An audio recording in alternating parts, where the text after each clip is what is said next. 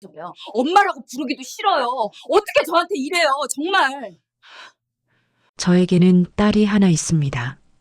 남들처럼 잘 살지는 못했지만 그 아이 하나만큼은 사람 구실하게 키우고 싶었습니다. 20살도 되기 전에 시장에 나가 국수를 팔기 시작했습니다. 시장에 비 오는 날이면 바닥이 질척거렸고 여름이면 국물보다 제 몸에서 더 많은 땀이 흘렀습니다. 그래도 하루도 쉬지 않았습니다. 딸이 학교 가는 날, 딸이 감기 걸린 날에도 국수 냄비는 늘 불 위에 올려져 있었습니다. 아이 아빠 없이 키우는 딸이라 사람들 눈도 많이 받았습니다. 그래서 더 악착같이 살았습니다. 내가 흔들리면 아이까지 흔들릴 것 같아서요. 딸은 착하게 자랐습니다. 공부도 잘했고 말썽 한번 피우지 않았습니다. 나는 늘 속으로 생각했습니다. 이 아이만큼은 나 같은 인생을 살게 하지 않겠다고. 세월이 흘러 딸이 30을 넘겼을 때였습니다. 어느 날 딸이 조심스럽게 말을 꺼냈습니다. 엄마, 나 만나는 사람 있어. 그 말 한마디에 나는 젓가락을 내려놓았습니다. 괜히 아무렇지 않은 척? 그래, 어떤 사람이니? 라고 물었지만 가슴이 먼저 뛰었습니다. 딸은 괜찮은 사람이라며 사업을 하고 있다고 했습니다. 말도 조리 있게 하고 앞으로 계획도 분명하다고 했습니다.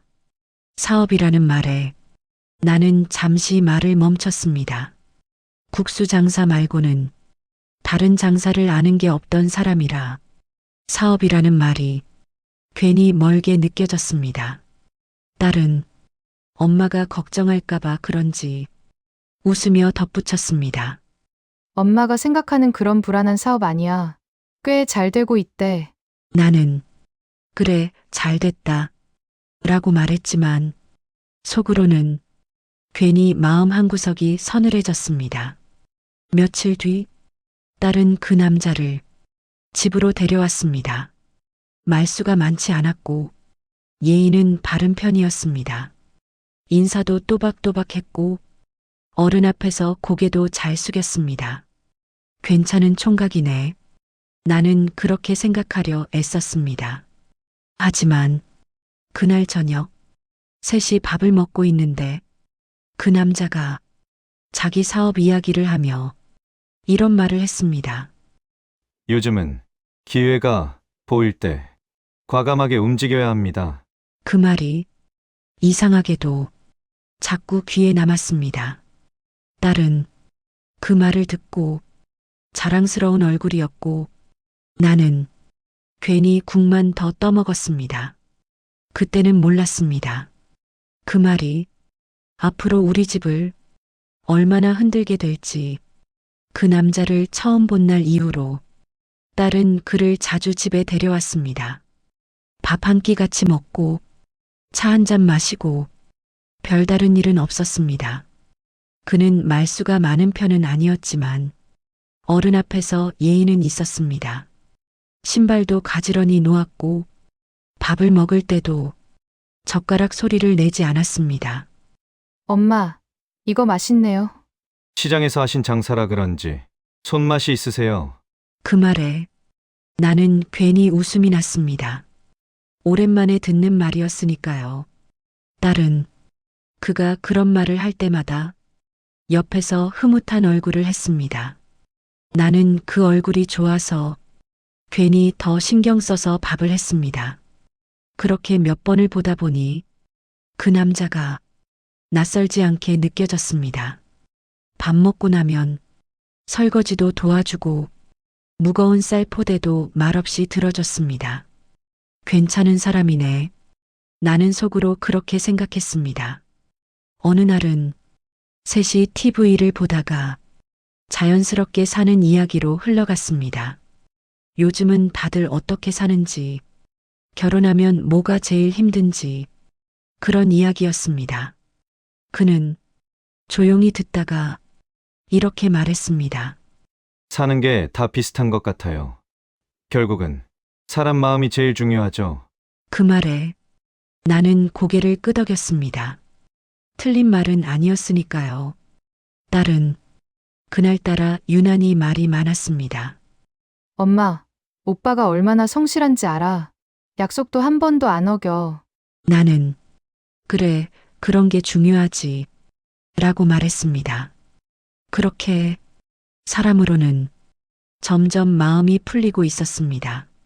며칠 뒤 딸이 설거지를 하다 말고 아무렇지 않게 말했습니다.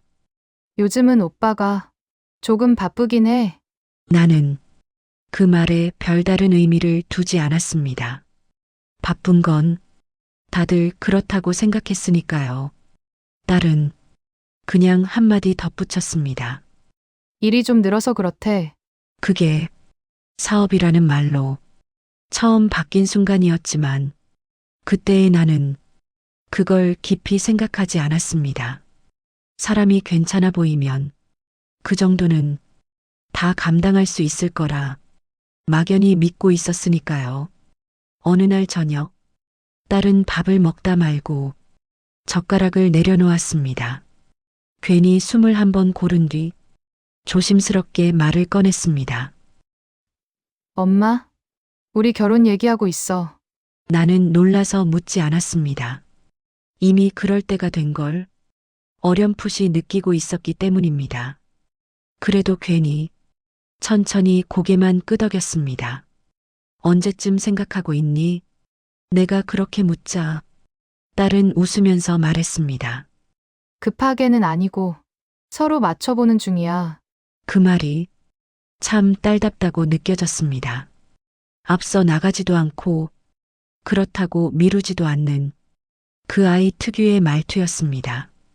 그날 이후로 집안 공기가 조금 달라졌습니다.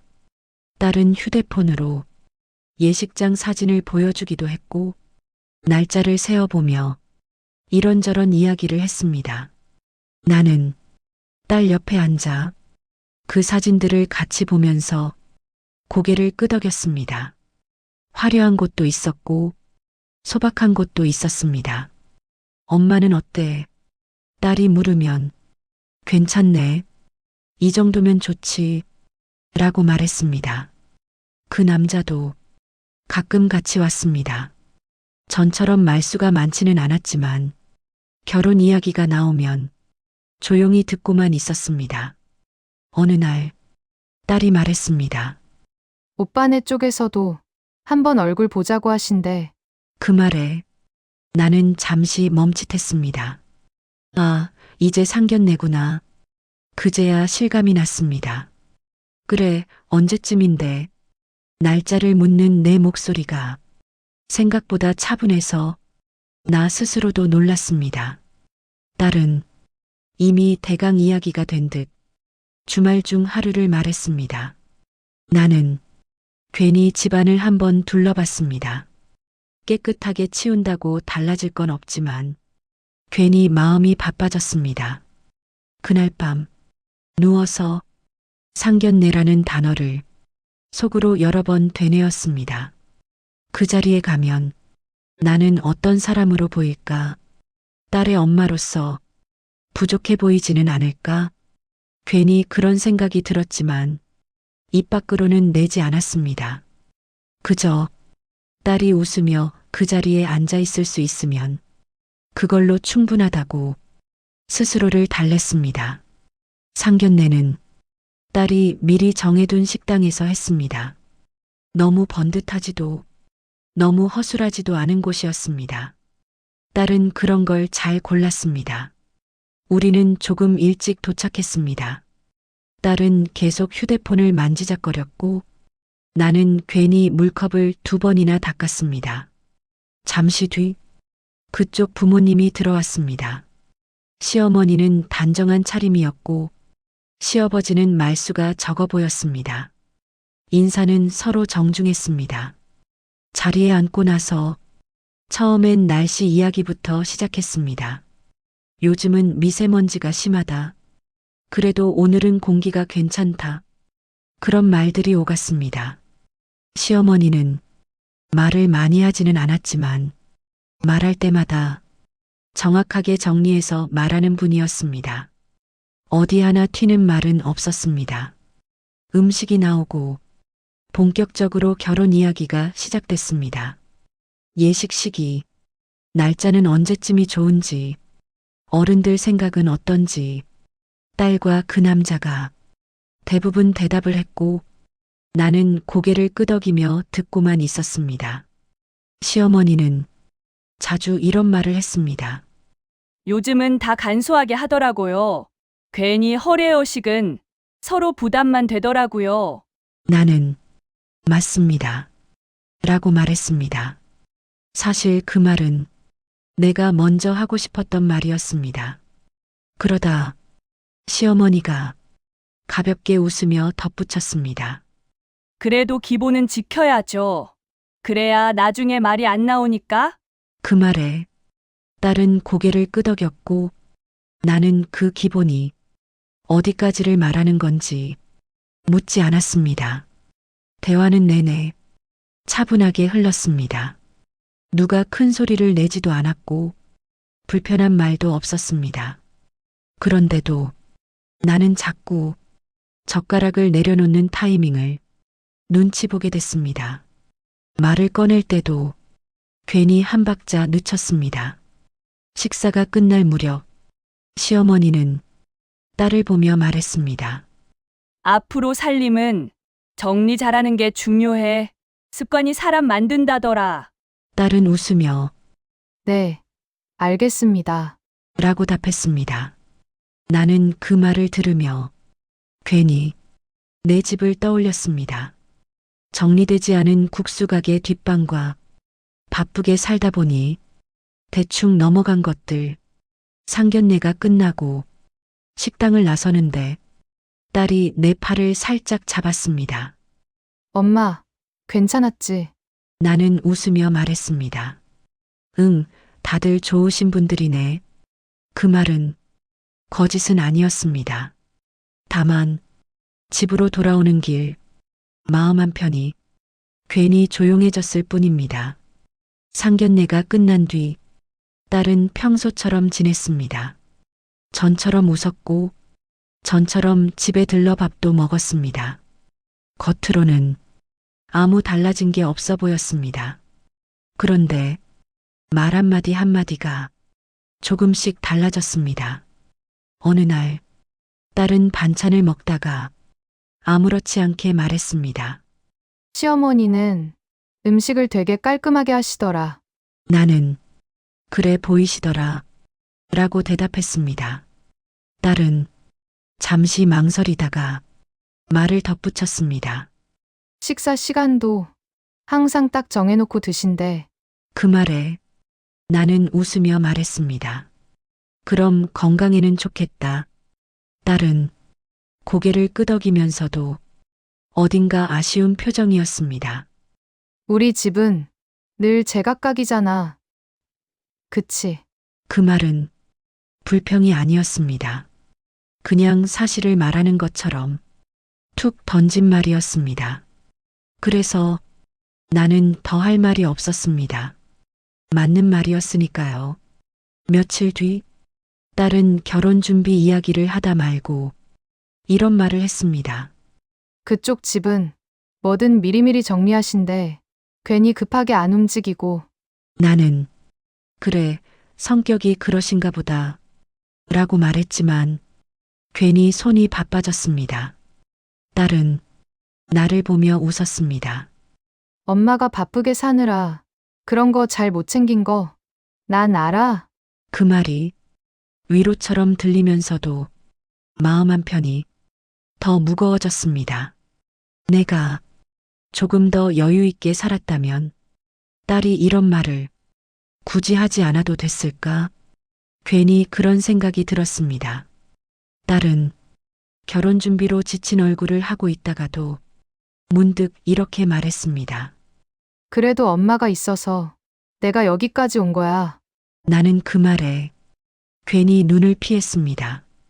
고맙다는 말이 부담으로 느껴질 때가 있다는 걸 그날 처음 알았습니다. 딸의 말은 늘 조심스러웠고 그래서 더 내 마음을 건드렸습니다. 저는 딸이 힘들지 않게 괜히 더 말을 줄였고 도움이 될 만한 건 먼저 챙기려 애썼습니다. 결혼 날짜를 잡고 나니 예비 사위는 집에 더 자연스럽게 드나들었다. 신발장에 신발 하나가 늘었고 냉장고에는 그가 좋아하는 음료가 자리 잡았습니다. 나는 그게 싫지 않았습니다. 딸이 선택한 사람이라면 내 사람처럼 대해야 한다고 스스로에게 말해왔기 때문입니다. 예비 사위는 말수가 많지는 않았지만 눈치를 잘 봤습니다. 밥을 먹고 나면 먼저 일어나 설거지를 도왔고 내가 허리가 아프다 하면 괜히 무거운 걸 들지 않게 했습니다. 딸은 그런 모습을 볼 때마다 은근히 나를 봤습니다. 어때? 괜찮지? 묻지 않아도 그런 표정이었습니다. 나는 고개를 끄덕였습니다. 그래, 사람은 괜찮아 보인다. 그 정도면 됐다. 그렇게 생각했습니다. 어느 날은 셋이서 저녁을 먹고 차를 마시며 앉아 있는데 예비 사위가 아주 짧게 말했습니다. 요즘은 정신이 좀 없습니다. 딸은 괜히 웃으며 말을 받았습니다. 결혼 준비도 있고, 일도 바쁘고, 예비 사위는 고개를 끄덕였습니다. 지금이 좀 중요한 시기라서요. 나는 그 말이 무엇을 뜻하는지 굳이 묻지 않았습니다. 괜히 캐묻는 어른이 되고 싶지 않았습니다. 그날 이후로 딸은 가끔 예비 사위의 이야기를 했습니다. 요즘 피곤해 보인다. 생각할 게 많다. 결정할 일이 많다. 나는 그래도 몸은 챙겨야지 라는 말만 반복했습니다. 예비 사위는 여전히 예의 바랐고 딸에게도 큰 소리를 내지 않았습니다.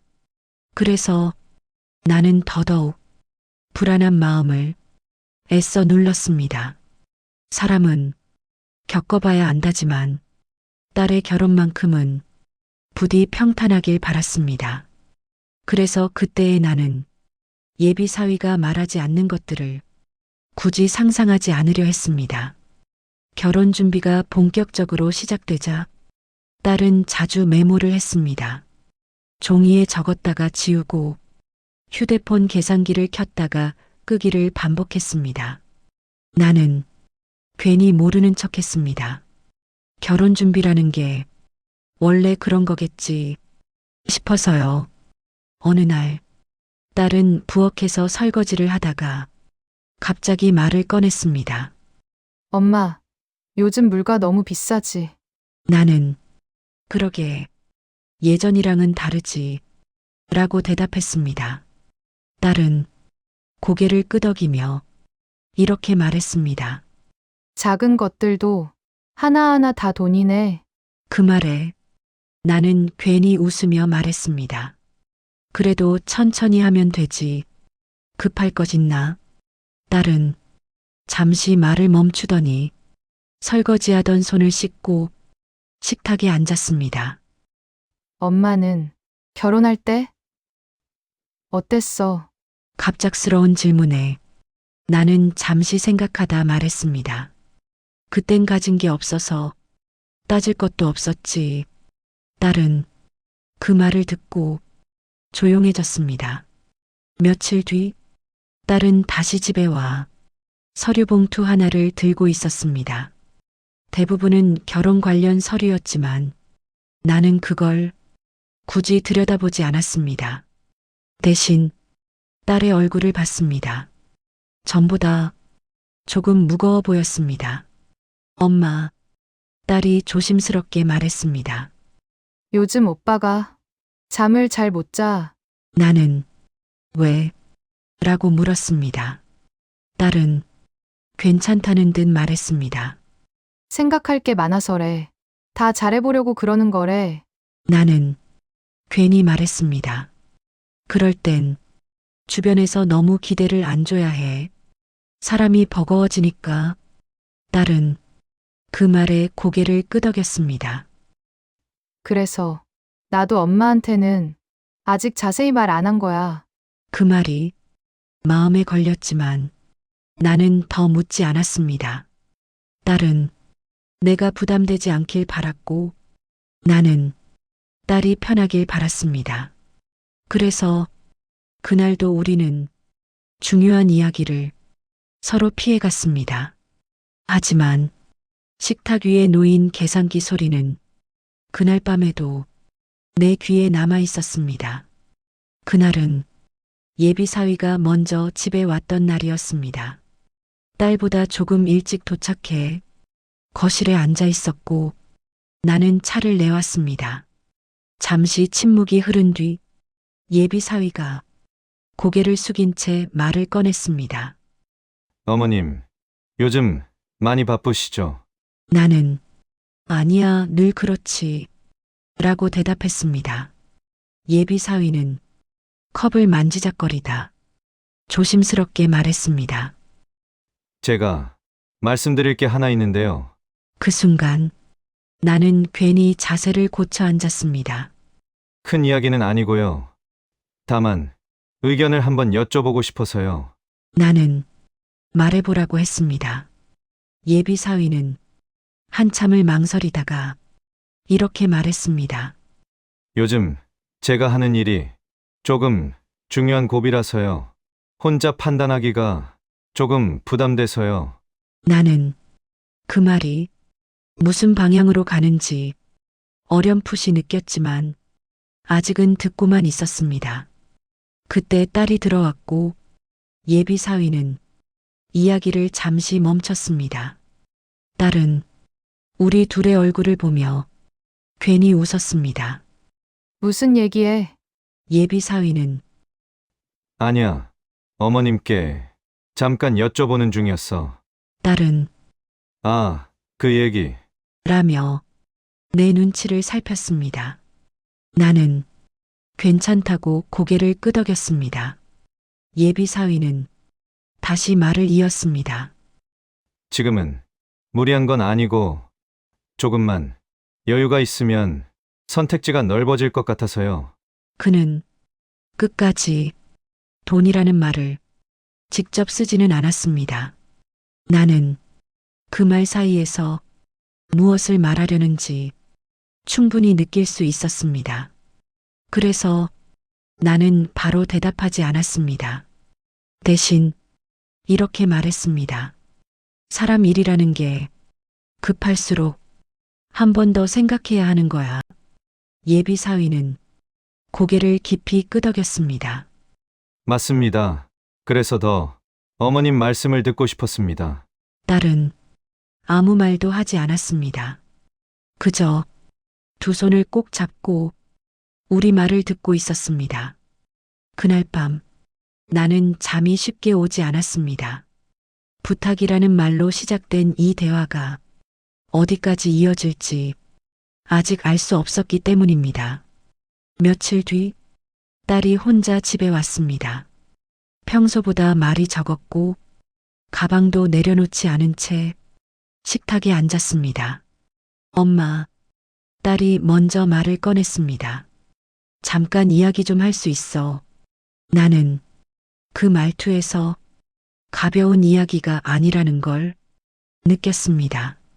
딸은 준비해 온 듯 차분하게 말했습니다. 오빠 일 있잖아. 지금이 조금 중요한 시기래. 나는 고개를 끄덕였습니다. 지난번에 들은 이야기라 새롭지는 않았습니다. 딸은 한숨을 고르고 말을 이어갔습니다. 큰 돈은 아니고 잠깐만 숨 돌릴 정도래. 그러면서 조심스럽게 숫자를 말했습니다. 그 순간 나는 아무 말도 나오지 않았습니다. 금액이 커서라기보다 이야기가 생각보다 빠르게 여기까지 와버렸기 때문입니다. 딸은 내 표정을 살피며 급히 말했습니다. 엄마가 부담되면 절대 안 해도 돼. 진짜로. 나는 그 말을 믿고 싶었지만 딸의 손이 이미 떨리고 있는 걸 보고 말았습니다. 예비 사위는 아직 직접 나서지 않았습니다. 모든 이야기는 딸의 입을 통해 전해지고 있었습니다. 그게 더 마음을 아프게 했습니다. 딸이 중간에서 얼마나 버티고 있는지 보였기 때문입니다. 나는 잠시 생각하다 말했습니다. 이건 엄마 혼자 결정할 일은 아니야. 시간을 조금 줘. 딸은 그 말에 고개를 끄덕였습니다. 알겠어. 천천히 생각해도 돼. 하지만 딸은 일어서면서 이렇게 말했습니다. 그래도 엄마, 나중에라도 괜찮아지면 한 번만 더 생각해줘. 문을 닫고 나간 뒤 나는 한참 동안 식탁에 앉아 있었습니다. 며칠 뒤 예비 사위에게서 전화가 왔습니다. 전에는 늘 딸을 통해서만 이야기를 전하던 사람이었습니다. 어머님, 잠깐 통화 괜찮으실까요? 목소리는 여전히 공손했지만 어딘가 급해 보였습니다. 지난번에 말씀드린 건 천천히 생각해 주셔도 됩니다. 다만 제가 요즘 상황이 조금 예상보다 빨리 돌아가서요. 나는 그 말에 바로 대답하지 않았습니다. 예비 사위는 말을 멈췄다가 다시 말을 이었습니다. 어머님께서 도와주시면 저도 더 책임감 있게 움직일 수 있을 것 같아서요. 그 말은 부탁처럼 들렸지만 부담이기도 했습니다. 전화를 끊고 나서 한참을 앉아 있었습니다. 내가 지금 도와주지 않으면 내 딸의 결혼이 흔들리는 걸까? 그런 생각이 머리를 떠나지 않았습니다. 그날 저녁 딸이 다시 집에 왔습니다. 얼굴이 많이 굳어 있었습니다. 엄마, 오빠가 너무 무리해서 생각하는 것 같아. 나는 그 말을 듣고 괜히 가슴이 철렁했습니다. 무슨 뜻이냐고 묻자 딸은 고개를 숙인 채 말했습니다. 엄마가 조금만 도와주면 상황이 훨씬 나아질 거라고 자꾸 말해. 나는 그제야 알았습니다. 부탁이 조금씩 기대가 되고 기대가 당연함으로 변해가고 있다는 걸요. 딸은 울 것 같은 얼굴로 말했습니다. 엄마한테 이런 말까지 하게 돼서 나도 너무 싫어. 나는 딸의 손을 잡았습니다. 괜찮다. 내가 잘못한 거 아니다. 그렇게 말하면서도 마음은 점점 조여왔습니다. 그날 밤 나는 처음으로 통장들을 꺼내놓고 숫자를 하나하나 적어봤습니다. 이건 도와주는 걸까? 아니면 감당해야 하는 걸까? 생각할수록 숨이 막혔습니다. 예비 사위는 그날 집에 직접 왔습니다. 딸과 함께였지만 분위기는 전과 달랐습니다. 차를 마시며 잠깐 안부를 나눈 뒤 예비 사위가 먼저 입을 열었습니다. 어머님, 제가 요즘 잠을 거의 못 자고 있습니다. 나는 괜히 미안해져. 몸부터 챙겨야지. 라고 말했습니다. 예비 사위는 고개를 끄덕이더니 말을 이어갔습니다. 사실 이게 제 문제만은 아니라서요. 그 말에 딸의 어깨가 살짝 굳는 게 보였습니다. 예비 사위는 내 눈을 보며 말했습니다. 결혼을 앞두고 있는데 기반이 흔들리면 딸도 많이 힘들어질 것 같아서요. 그 순간 나는 그 말이 누굴 향하고 있는지 알 수 있었습니다. 나는 조심스럽게 말했습니다. 그건 두 사람이 먼저 감당해야 할 몫 아니겠니? 예비 사위의 표정이 잠시 굳었습니다. 하지만 곧 다시 웃음을 걸었습니다. 물론입니다. 그래서 더 가족의 도움이 중요하다고 생각했습니다. 그 말에 딸이 급히 끼어들었습니다. 엄마, 오빠 말은 그런 뜻이 아니고 나는 딸의 말을 막지 않았습니다. 그저 딸을 바라보며 말했습니다. 괜찮다. 다 듣고 있다. 예비 사위는 조금 더 말을 했습니다. 어머님 세대에서는 서로 도우며 사는 게 당연하지 않았나요? 그 말이 칼처럼 박혔습니다. 도움이라는 말로 당연함을 꺼내는 순간이었습니다. 나는 잠시 침묵하다 이렇게 말했습니다. 도움과 의무는 다른 거다. 방안이 조용해졌습니다. 딸은 눈을 떼지 못했고 예비 사위는 처음으로 아무 말도 하지 못했습니다. 그날은 비가 오지도 않았는데 집안이 눅눅했습니다. 공기가 무겁고 말소리 하나 없이 시계 초침 소리만 또렷했습니다. 며칠 뒤 딸이 현관에 들어오자마자 신발도 제대로 벗지 않은 채 거실에 서 있었습니다. 얼굴은 창백했고 눈은 이미 울다 만 것처럼 붉게 부어 있었습니다. 엄마, 딸이 먼저 말을 꺼냈습니다. 결혼 안 하기로 했어. 나는 그 말을 듣고도 한동안 아무 반응을 하지 못했습니다. 이미 예감은 하고 있었지만 막상 입으로 나오니 가슴이 덜컥 내려앉았습니다. 왜? 내가 겨우 꺼낸 말에 딸은 고개를 저었습니다. 이유 같은 거 이제 중요하지도 않아. 딸은 가방을 내려놓고 소파에 주저앉았습니다. 그리고 참아왔던 말을 한꺼번에 쏟아냈습니다. 오빠가 그랬어. 이렇게 불안한 상태에서 결혼하는 게 맞는지 모르겠대. 지금은 자기 일부터 정리해야 한대. 나는 그 말을 듣고도 예비 사위를 탓하지 않았습니다. 그보다 딸의 목소리가 너무 많이 상해 있었기 때문입니다.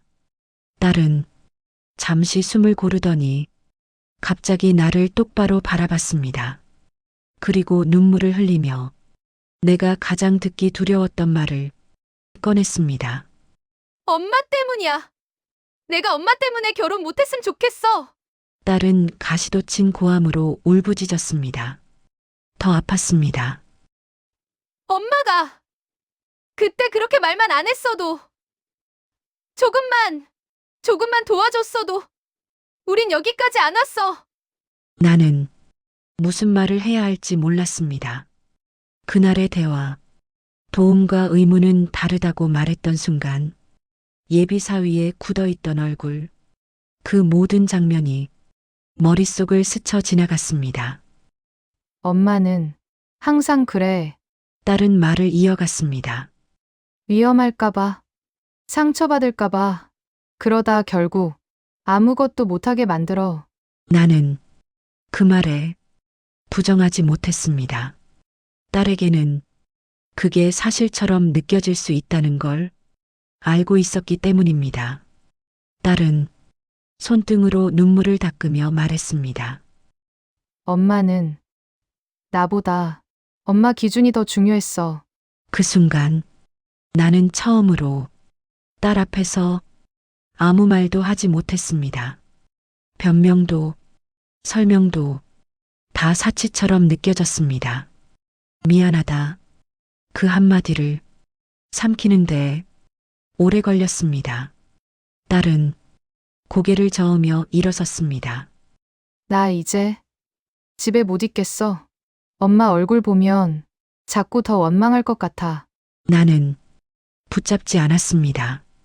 붙잡으면 딸의 마음이 완전히 부서질 것 같아서요. 문이 닫히는 순간 나는 소파에 그대로 주저앉았습니다. 이 선택이 딸을 지키기 위한 거였는지 아니면 딸을 잃는 선택이었는지 그날은 아무것도 확신할 수 없었습니다. 하지만 한 가지는 분명했습니다.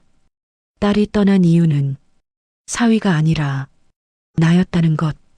딸이 집을 나간 뒤 나는 하루가 멀다 하고 시장에 나갔습니다. 집에 혼자 있으면 생각이 너무 많아져서 사람들 사이에 섞여 있어야 숨이 쉬어졌기 때문입니다. 그날도 장을 보고 나오던 길이었습니다. 비가 올 것처럼 공기가 눅눅했고 괜히 발걸음이 느렸습니다. 신호등 앞에서 차를 기다리는데 어디선가 낯익은 웃음소리가 들렸습니다. 고개를 들었을 때 나는 잠시 눈을 의심했습니다. 예비 사위였습니다. 딸과 함께 있을 때와는 전혀 다른 모습이었습니다. 말투는 부드러웠고 웃음은 가벼웠습니다. 그 옆에는 젊은 여자가 있었습니다. 두 사람은 너무 가까이 서 있었습니다. 사이가 좋아 보인다는 말로는 부족할 만큼 자연스러웠습니다. 나는 본능적으로 기둥 뒤로 몸을 숨겼습니다. 도망치듯이요. 예비 사위는 그 여자의 어깨를 아주 자연스럽게 잡았고 여자는 웃으며 그의 팔을 밀쳤습니다. 그 장면을 보는데 이상하게도 화가 먼저 나지 않았습니다. 대신 머리가 차갑게 식었습니다. 그래서 나는 더 지켜봤습니다. 예비 사위는 전화를 받으며 말했습니다. 지금은 아니고 나중에 연락할게. 그 말투는 딸에게 하던 조심스러운 말투가 아니었습니다. 나는 그제야 알았습니다. 이건 우연히 마주친 장면이 아니라 우연히 알게 된 진실이라는 걸요. 집으로 돌아오는 길, 다리는 후들거렸지만 마음은 이상하게 단단해졌습니다. 딸이 왜 그렇게 상처받았는지, 왜 그토록 불안해했는지 모든 퍼즐이 조용히 맞춰지는 느낌이었습니다.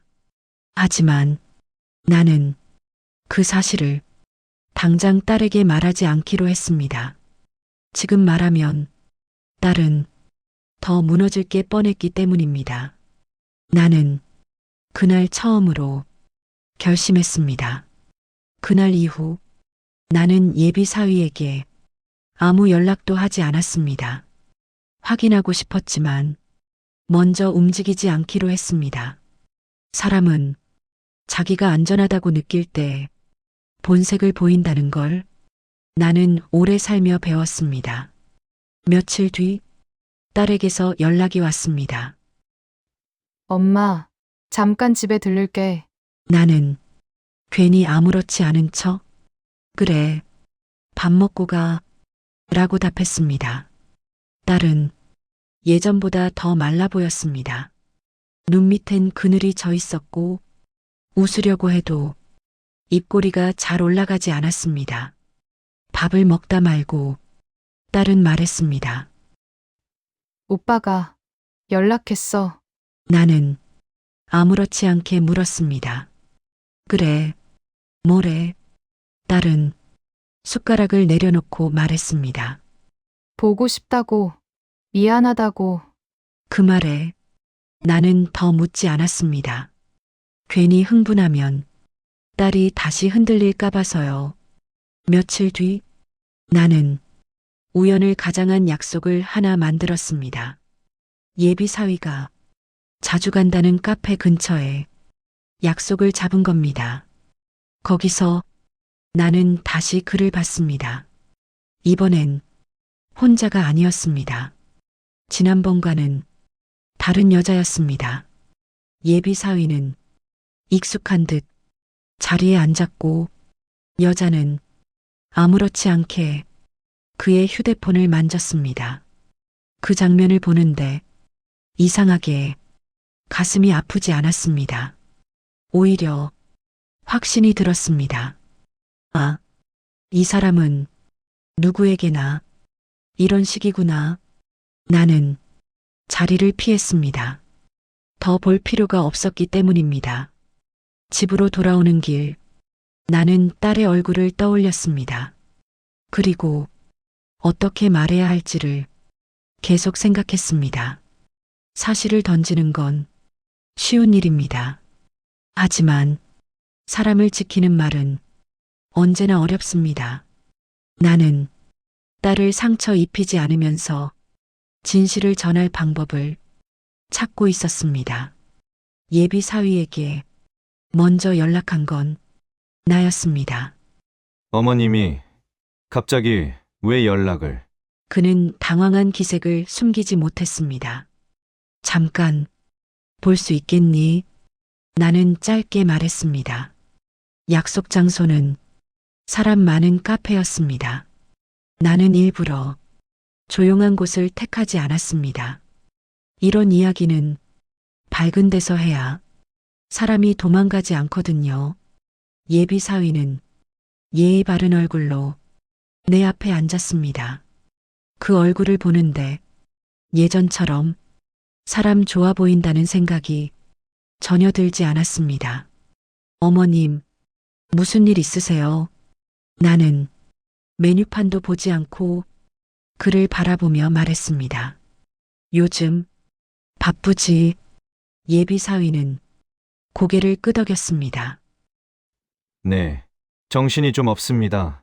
나는 그 말에 천천히 웃었습니다. 그래서 여기저기 다니느라 바쁜 거니? 그는 순간 눈을 깜빡였습니다. 네, 뭐, 사람도 좀 만나고요. 나는 그때 이름을 불렀습니다. 처음으로 그의 이름을. 그는 자세를 고쳐 앉았습니다. 너 요즘 카페 자주 가더라. 그의 얼굴이 순식간에 굳었습니다. 무슨 말씀이신지. 나는 목소리를 낮췄습니다. 같은 카페, 다른 날, 다른 여자 어깨에 손 올리는 거 봤다. 그 순간 예비 사위의 손이 컵을 놓치듯 흔들렸습니다. 어머님, 오해십니다. 그건 다 일 때문에 만난 거예요. 나는 말을 자르지 않았습니다. 대신 아주 조용히 말했습니다. 그럼 왜 딸한테는 말 안 했니? 그는 입을 다물었습니다. 나는 그 침묵을 기다렸습니다. 사람은 할 말이 없을 때 진짜 얼굴이 나오니까요. 나는 이어서 말했습니다. 너 딸이랑은 결혼 이야기하면서 밖에서는 혼자인 것처럼 다녔더라. 예비 사위의 얼굴이 붉어졌다. 하얘졌다. 정신없이 바뀌었습니다. 어머님, 제가 정리하려던 참이었습니다. 그 말에 나는 피식 웃었습니다. 정리, 참 편한 말이지. 나는 몸을 앞으로 숙이며 그를 똑바로 봤습니다. 내 딸은 정리 대상이 아니다. 그 말에 예비 사위는 끝내 고개를 들지 못했습니다. 나는 마지막으로 말했습니다. 내가 무능해서 반대한 게 아니다. 내가 비겁해서다. 그는 아무 말도 하지 못했습니다. 카페 안은 시끄러웠지만 그 자리만큼은 이상할 정도로 조용했습니다. 나는 자리에서 일어나며 말했습니다. 다시는 내 딸 인생 근처에 얼씬도 하지 마라. 그리고 뒤돌아보지 않고 카페를 나왔습니다. 그날 나는 처음으로 엄마로서 소리 내지 않고 이긴 기분이 들었습니다. 딸은 늦은 밤에 집에 왔습니다. 초인종도 누르지 않고 조용히 문을 열고 들어왔습니다. 나는 거실 불을 켜지 않은 채 소파에 앉아 있었습니다. 딸이 올 걸 왠지 알고 있었기 때문입니다. 엄마, 딸이 떨리는 목소리로 불렀습니다. 나 오늘 너무 힘들었어. 그 한마디에 나는 바로 일어나 딸을 안았습니다. 말은 하지 않았습니다. 말을 꺼내면 무너질 것 같아서요.